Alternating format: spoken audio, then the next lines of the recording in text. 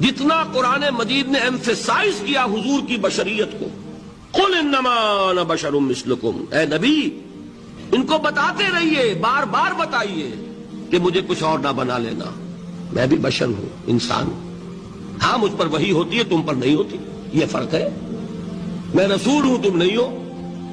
اور دوسرا یہ کہ خود حضور نے ایسی باریک بینی سے روکا، یہ بھی آپ کو پسند نہیں تھا کہ میں آؤں تو تم کھڑے ہو جاؤ، صحابہ کو آپ روکتے تھے۔ ایک صحابی کی زبان سے نکل گیا ما شاء اللہ و ما شئت، جو اللہ چاہے اور جو آپ چاہیں، فوراً ٹوک دیا، کیا تم نے مجھے خدا کا مد مقابل بنا دیا؟ مشیت صرف اس کی ہے۔ یہ جو آپ نے فرمایا میری قبر کو کسی جلسے اور جشن کا مرکز نہ بنا لینا، فرمایا کہ نہیں فرمایا؟ اللہ تعالیٰ لعنت فرمائے بنی اسرائیل پر کہ انہوں نے اپنے نبیوں کی قبروں کو وہ میلہ گاہ بنا لیا۔ یہ ساری وہ ہیں، یہ تحفظات